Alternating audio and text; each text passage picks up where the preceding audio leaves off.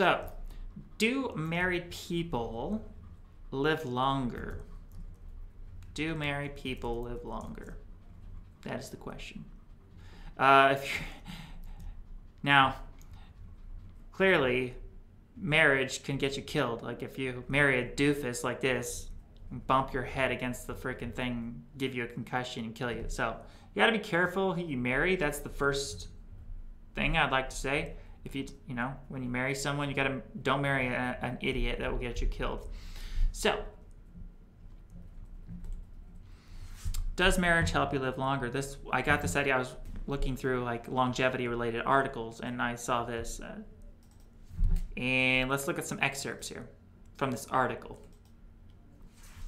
Science points to a very easy way to be happier, have less stress, reduce your risk of dying from cancer and heart disease, and potentially live longer. Simply get married. Research overwhelmingly shows that married men are both mentally and physically healthier than single guys, and as a result tend to outlive them. Wow. Interesting. Okay. So, from this research, it appears that married men are healthier. Let's see here. This could indicate that getting married is a good thing for your eternal life. Okay, the differentials between married and unmarried men are pretty remarkable in terms of overall health and life expectancy. What is causing these married men to live longer, though? Let's see here. Here's the proof. Last year, Harvard University researchers found that married people were significantly more likely than unwed folks to detect prostate, lung, and other forms of cancer in their earlier stages, and to get treatment for the disease. The study also showed that married people were much less likely than singles to die of cancer. Interesting. Okay, so this could be because maybe the wife is kind of nagging the husband to go to the doctor and get tested and stuff. This could be that why it's causing this effect. So, something about being married is causing, people to die less frequently of cancer. Interesting. I'm not sure we're going to come to a conclusion of why all this is the case, but this seems to be the case, which is whether we know why it's causing this or not is beside the point. The point is, this seems to be the case. Similar results have been found for heart disease, the number one killer of American men. Cardiologists analyzed data from more than 3.5 million people nationwide and learned that married people aged 50 and younger had a 12% less chance of developing any type of cardiovascular disease than their unwed counterparts. Interesting. I'm thinking at this point it might be completely or in large part related to stress. Maybe being married is less stressful. Maybe having a partner and not feeling lonely and all that could help these guys reduce their stress and therefore reduce their risk of heart disease and so on. That seems to be a very likely conclusion. Another large study found that men with wives were 46% less likely to die of heart disease than single guys. Okay. Wow, that is profound. 46% less likely to die of heart disease. That is huge, considering heart disease is the number one killer. Also, after taking into consideration diabetes, smoking, blood pressure, obesity, and other major risk factors. So they accounted for all those different factors. And it turned out to be 46% less likely to die of heart disease. Wow. Something about having a wife is making these men live so much longer. What could it be? What do you think, people? Leave a comment in the chat. Why do you think this is happening? It could be that guys are less exposed to different STDs, Think about it. The single guys are going out there having one-night stands and they're promiscuous and they're being re-exposed to STDs And if you have just one monogamous partner, there's a lot less exposure. So there could be an STD element in this. But I think it's stress. I think a stress thing is a huge thing. So studies also show that married people are happier and experience less stress, both of which play a big role in maintaining whole body health. Stress and depression undermine psychological health, which spills over to physical health. So I think that's probably the biggest causal factor in this. It's being married. Okay, we know that loneliness can lead to death. There's a big mind-body connection here. So I think it's the lack of loneliness that these guys have, that kind of companionship. That's probably what's causing this effect, this longevity effect, this health effect from being married, is lack of stress, lowered stress levels. You know, that intimacy, that relationship.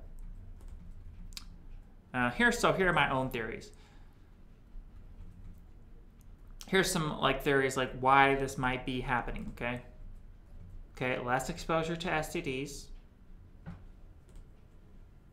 more encouragement to stay healthy from the spouse. Those spouse, the wife's always nagging the husband to stay healthy and eat healthier and all that stuff. You hear that again and again. It's a common thing. You see it in movies all the time. And then oxytocin. So we know that when you cuddle and when you're really intimate with someone, your body creates oxytocin, and it's the cuddle hormone. And we know that has very good health benefits in people. So guys that are married, they're cuddling with their wives, and this is giving them the oxytocin, and this could be making them so much more healthy. Oxytocin could have health benefits that we don't even understand yet. So if you're not married, maybe you should at least find a cuddle partner. I think there's actually people out there who are cuddle therapists, and they're selling their cuddling as a therapy. They cuddle with people and they charge people. It's sick, right? We're being charged to cuddle with someone nowadays. But yeah, gotta get your oxytocin. So either get married or find someone to cuddle with, or be the type of personality that doesn't need it. I don't know if that's such a thing. Maybe some personality types don't need oxytocin and they don't need cuddling. I don't know. All these things are very interesting. And then there's the loneliness. So from articles, from research, it appears that loneliness can increase your chance of dying and leading to an early death. So if you're less lonely, it's going to be the opposite effect. It's going to increase your longevity. So that could be another reason why being married makes you live longer. All things to consider. And here's just a little thing backing up what I was saying. How loneliness leads to an early grave. Feeling alone shortens lifespan as much as obesity. Okay. Loneliness is as much a predictor of premature death as a person's weight. So this is profound. I think a lot of people, certain personality types especially are susceptible to this loneliness. And if you feel lonely, this could really be bad for your health. But maybe if you don't feel lonely, maybe it's not such a big deal. And maybe it has to do more with your personality type and how you feel in regards to loneliness. If you're one of those people that feels this strong sense of loneliness, then that could really be cutting your life short, as much as obesity. So, consider that. Oh, and look at this. Previous study found loneliness is as bad as smoking 15 cigarettes a day. That's huge. Now let's get into some of the potential risks of marriage. Broken heart syndrome. Okay, so what if your spouse dies? What if then you get depressed? This is a potential risk of getting married. You're really attached to this person, you love them, and they die in some horrible tragic accident. You're then risking dying of a broken heart. People really do die this way. Especially the death of a spouse. People are so attached. This is why if you are getting married, get married to someone who is very, very serious about their eternal life. That they're not going to risk their life and then die and leave you with a broken heart. And then you die, or you get depressed, and which leads into a downward spiral, and then you die of something else. So it's very important. Broken heart syndrome is real, and that's why you see a lot of older couples, spouses die very close to each other, because they literally, one spouse is dying of a broken heart. This is all scientific, people. And then another risk is, what if you get married to someone who's very unfaithful, and they go marry someone, and then, they go cheat on you, and then they get an STD. And then they give you an STD because they were unfaithful. They didn't tell you that they're cheating on you behind your back, and they're getting contaminated, and they're bringing that to you. So that's a huge risk. So when you're choosing a potential partner to get married to, pick someone who is outstanding, morally speaking, someone who is not going to lie and cheat on you behind your back. Obvious, right? Goes without saying. Now, if Eilion, she's recently married. So now, is she going to live long? Could this benefit her health? Could this benefit her health and make her live longer? She seems to be very happy with her marriage. And this could help her live longer. Okay? So I'm going to show you this little clip of Eilion with her husband. And maybe by showing you this clip, maybe it'll inspire you to go out there and try to find your perfect partner that you want to marry. And this could help you live longer. Okay, so get inspired now. You'll see a real married couple and how happy they could be. So happy together. Here we go. She seems very happy. Let's see here.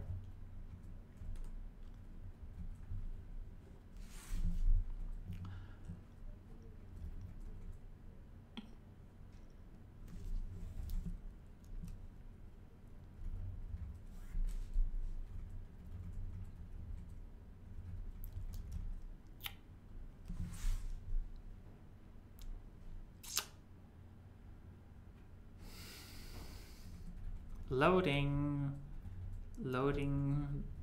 Eilion.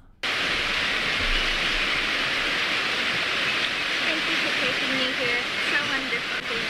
You're welcome. This is such a romantic spot. Yeah, sure.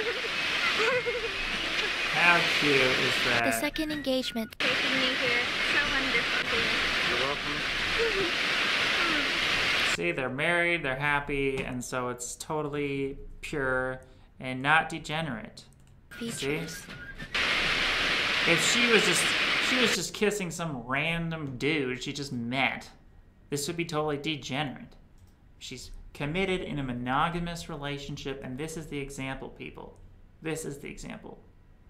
Monogamy, married for life.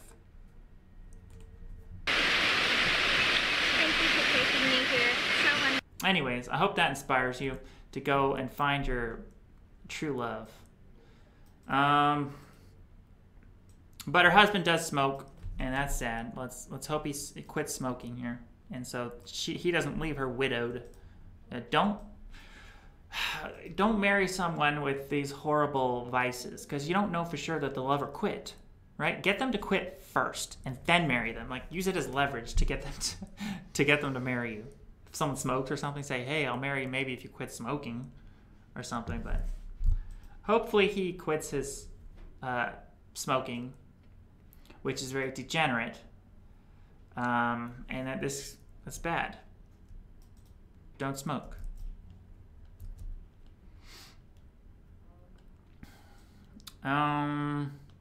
Reading the chat here while this loads. Do it. No. Yes! No. Yes! Do it. No. Do it. Sing it again. Sing it No. again. Sing it again, please. Sing it again. No. Please. See, he's smoking. See that? Cigarette in hand. Why is the so low quality? It should be like 1080p. What the heck? Okay, cigarette in hand. He's smoking. That's not good. Let's hope he quits. So, you know, I have hope. Aww. Is this recording? Okay, so let's go on. That was it. That was the end of that marriage presentation.